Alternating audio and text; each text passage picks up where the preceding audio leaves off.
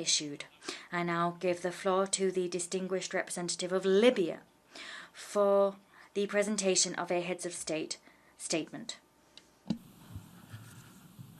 Mr. President, Your Excellency Secretary General, ladies and gentlemen, allow me to begin, before I introduce Libya's statement, to seize this opportunity to confirm once again that we continue to support all initiatives and efforts that seek a peaceful resolution in Libya.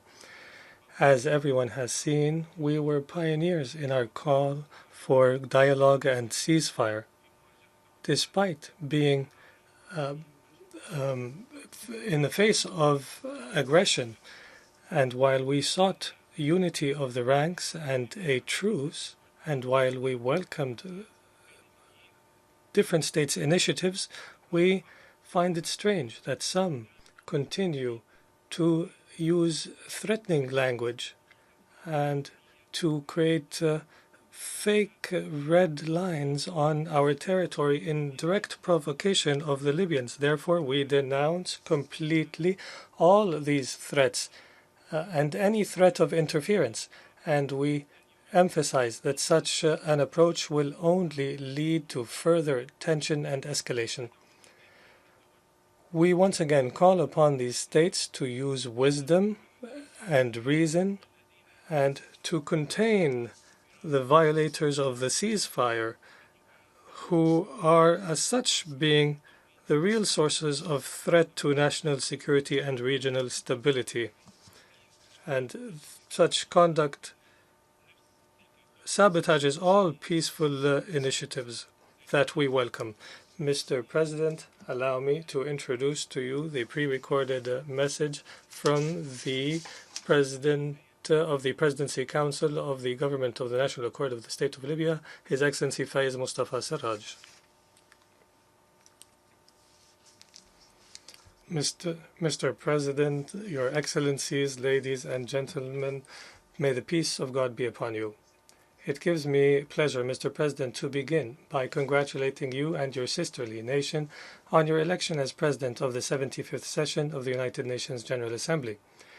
We wish you all the success in discharging your responsibilities, and we assure you of our delegation's full readiness to cooperate with you in order to achieve the session's objectives. I would also like to thank your predecessor, Mr. Mohammed Tijani Bandi, for his efforts during the previous session.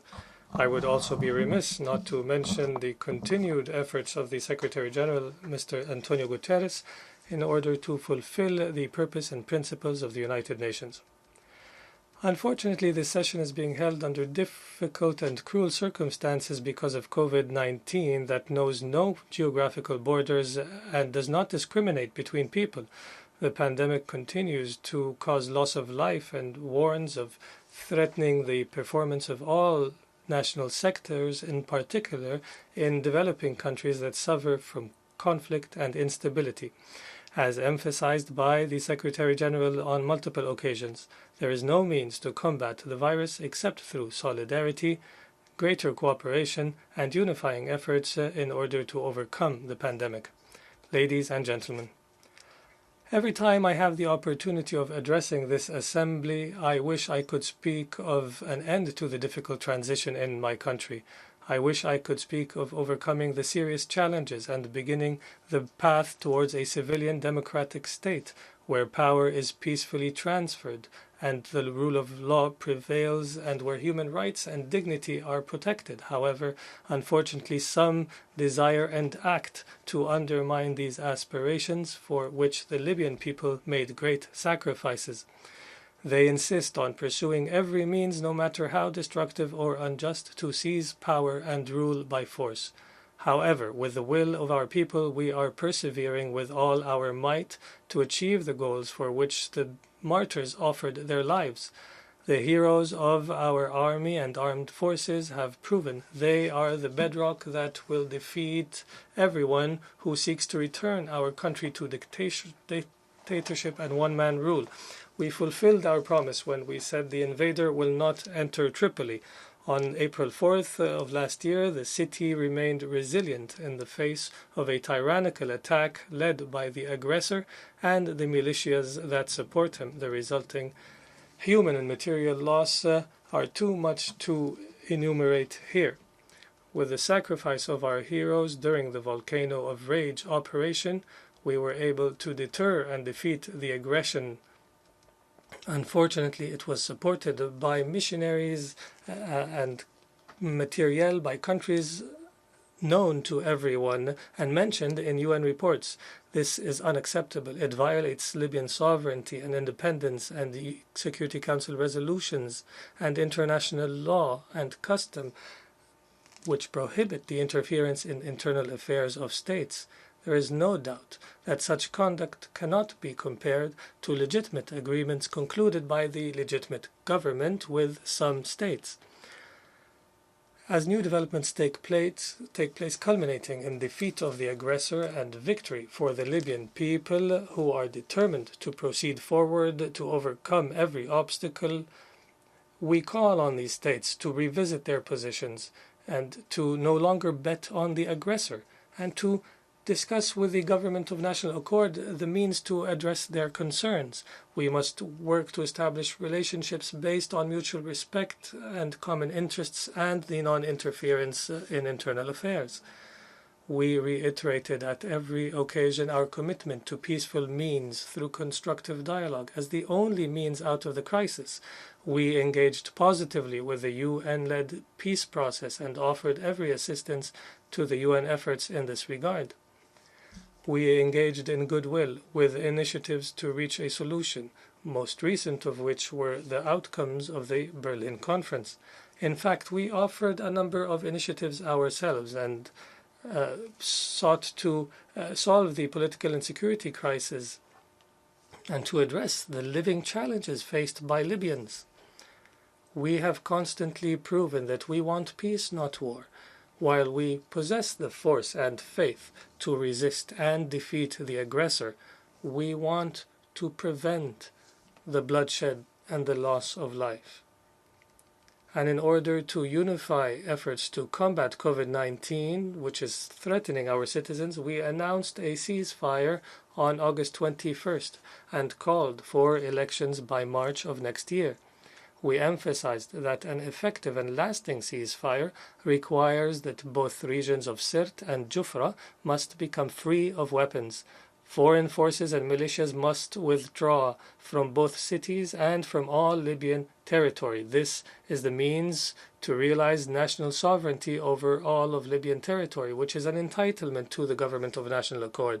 We welcome the wide support for this initiative and look forward to practical measures leading the other party to accept it and to fully withdraw from the mentioned areas.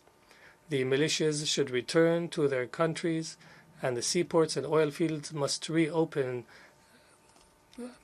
which were proven to have been closed by external influence, causing losses estimated at $9 billion in addition to serious damages to infrastructure. We have welcomed the statement by political leaders in eastern Libya that called for a ceasefire and a resumption of oil production. However, we have not yet seen cooperation from armed groups and the aggressor's militias. In fact, we have only seen hostile remarks from their spokesperson and violations by their forces and their militias. Therefore, we hold them responsible for any military confrontations and any resulting casualties and destruction. Ladies and gentlemen, we strived earnestly to address the living conditions and improve the performance of our sectors and to limit the proliferation of weapons and insecurity. In many cases, through cooperation with the UN support mission in Libya, we achieved tangible progress. However, these efforts were not sustainable because of external interventions and division among our institutions and the lack of oil production, which is our most important source of revenue. We always knew that addressing all of these challenges lies in the formulation of policies by an elected government of national unity. Therefore, we iterate that we call for an agreement on a constitutional foundation and to organize presidential and parliamentary elections.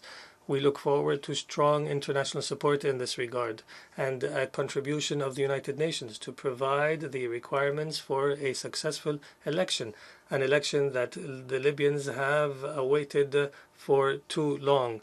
They will end such elections the legitimacy crisis, and to reach this goal, we find it necessary to resume political dialogue and to include all real actors on the ground, all political factions and parties, all regions and all social segments, regardless of affiliation or ideology. The only exception would be anyone whose crimes have been legally proven and who has spilled Libyan blood. Ladies and gentlemen, we confirm our commitment to the protection and promotion of human rights. And for this purpose, we have legislated a number of national laws. And despite the challenges, we seek to respect our international obligations in this regard. We are currently reviewing the accession to more treaties and conventions that promote human rights. We also attach importance to promoting women's rights and gender equality and continue to provide free education and health care to all citizens. The aggression against Tripoli represented a grave violation of human rights through its random shelling, killing, destruction, displacement, use of landmines, and executions uncovered through mass graves found in the city of Tarhuna after the aggressor was defeated.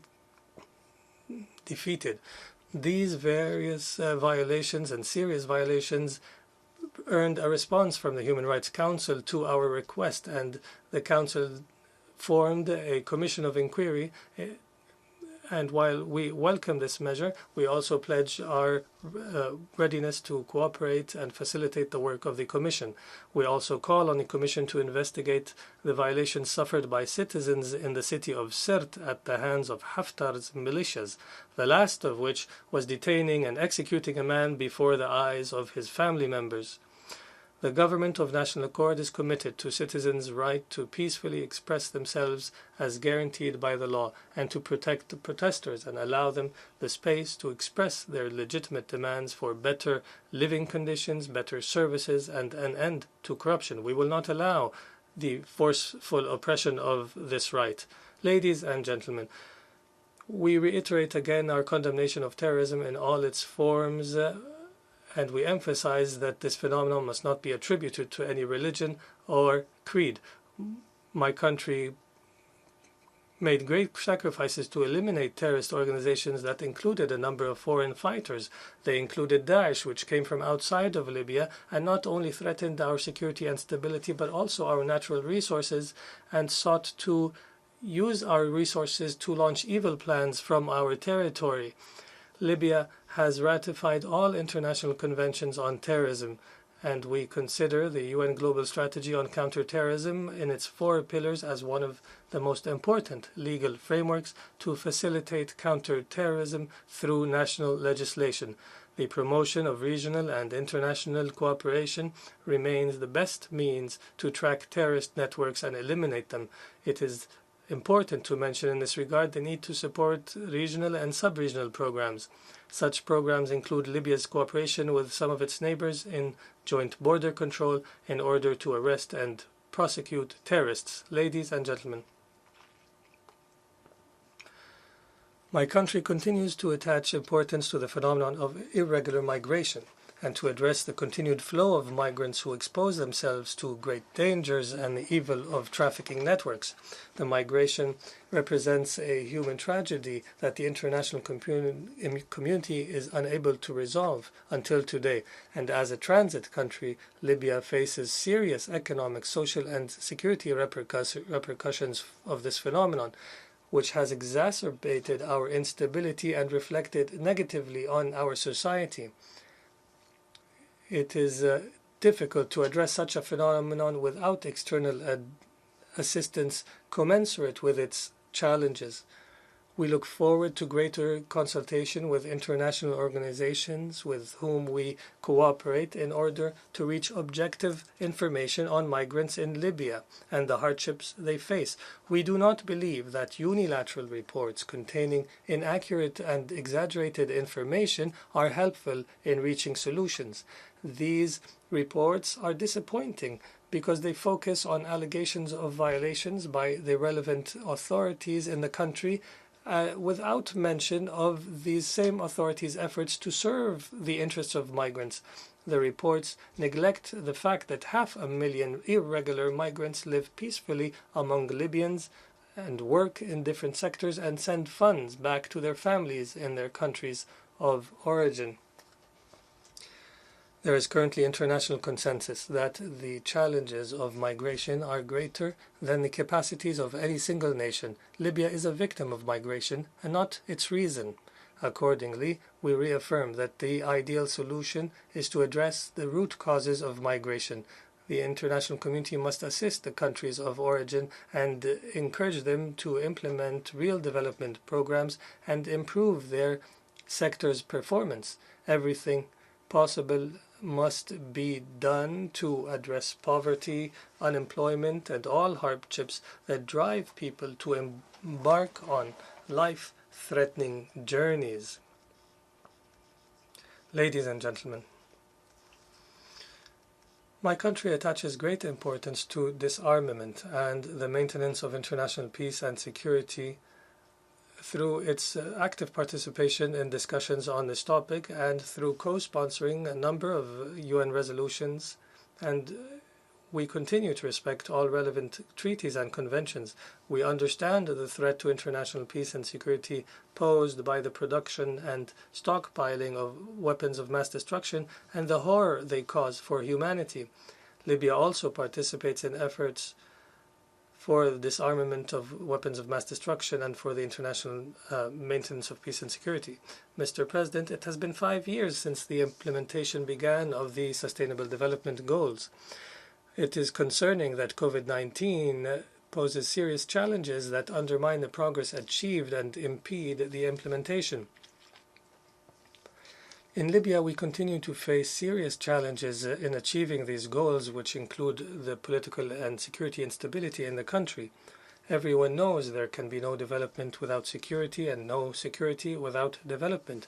We look forward to overcoming the challenges in order to launch real development programs and be able to achieve the SDGs.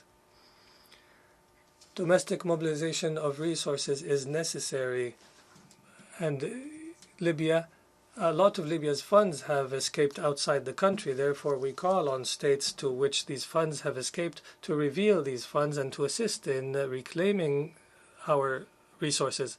In this regard, we would like to refer to the frozen assets and funds of the Libyan Sovereign Fund since 2011 because of Security Council sanctions. We emphasize that the purpose of these sanctions is to preserve Libyan assets and funds and not to continue to erode the Libyan funds. What is effectively taking place is that we are suffering great losses because of their frozen status. We have provided to the Security Council data since March 2016 on the losses we have suffered. And we have called for an amendment of the sanctions regime, but unfortunately there has not been a response for our legitimate request to date. Mr. President, my delegation supports the reforms led by the United Nations Secretary General.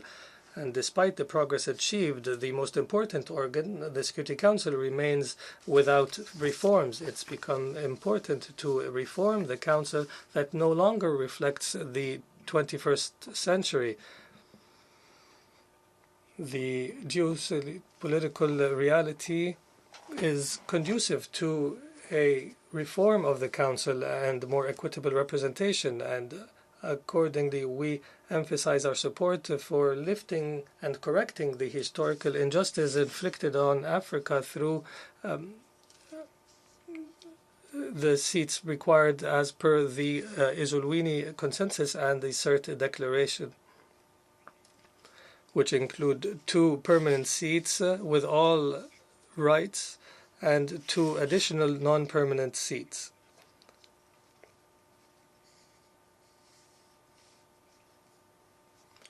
In addition, this request represents a minimum for the correction of the injustice inflicted on the continent. In this regard, we must also express our support for the demand made by the Arab group for a permanent seat in the Council. Ladies and gentlemen, peace in the Middle East will never be achieved so long as occupying power continues to occupy Palestinian territory and establish settlements and threaten with more unjust blockade measures. And through the continued disregard for all international resolutions on the Palestinian question, we join the Palestinian people in their rejection of the practices of the occupying power, and we join them in demanding establishment of their independent state with Jerusalem as its capital. And we also express our rejection for all attempts to abuse the Palestinian question to achieve different interests without the participation of Palestinians themselves.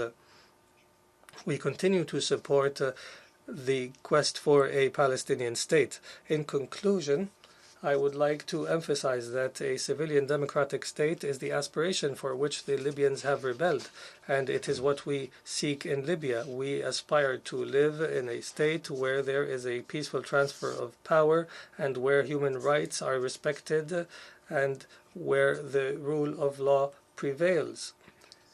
A state that lives in peace and development and cooperates with its neighbors and that renounces extremism and terrorism. And Libya does possess the capacities necessary to achieve this aspiration. Libyans are capable, with the cooperation and assistance of friends, to achieve a prosperous future. We hope that we will quickly end the current painful phase and transform into a state of democracy and pluralism that respects cultural diversity, a state of rule of law. Thank you, Mr. President. On behalf of the General Assembly, I wish to thank the President of the Presidency Council of the Government of National Accord of the State of Libya for that statement. I now give the floor to the distinguished representative of the Republic of Cyprus so that he can present a statement from the head